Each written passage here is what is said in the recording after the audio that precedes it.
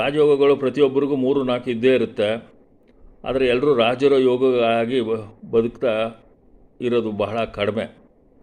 ಯಾಕಂದರೆ ರಾಜಯೋಗ ಅಂದರೆ ರಾಜ ರೀತಿಯಲ್ಲಿ ಪ್ಲೈನು, ಕಾರು, ಲಕ್ಸುರಿಯಾಗಿ ಜೀವನ ಮಾಡೋದು ಇದೆಲ್ಲ ಇರುತ್ತೆ. ಆದರೆ ಎಷ್ಟು ಜನ ಮಾಡ್ತಾಯಿದ್ದಾರೆ? ಯಾಕೆ ಆ ಥರ ಮಾಡ್ತಾಯಿಲ್ಲ ಅಂದರೆ ಅವರಲ್ಲಿ ರಾಜಯೋಗ ಇದ್ದರೂ ಸಹ ಅವಯೋಗಗಳು ಅಷ್ಟೇ ಇರ್ತವೆ. ಅವಯೋಗ ಅಂದರೆ ನಾಶ ಆಗೋದು ಯೋಗಗಳು. ಅದರಿಂದ ರಾಜಯೋಗ ಇದ್ದರೆ ಎಲ್ಲ ಪಡಿತಾರೆ ಅಂತಲ್ಲ. ಆದರೆ ಕೆಲವು ಟೈಮ್ನಲ್ಲಿ ಬಾಲ್ಯದಲ್ಲಿ ಪಡಿಬೋದು, ಯೌವನದಲ್ಲಿ ಪಡಿಬೋದು, ತದನಂತರ ಆಯುಷು ಅರ್ಧ ಕಳೆದ ನಂತರ ಪಡಿಬೋದು. ಅದನ್ನು ನಾವು ನವಾಂಶ ಜಾತಕದಿಂದ ನೋಡಿದ್ರೆ ಗೊತ್ತಾಗುತ್ತೆ.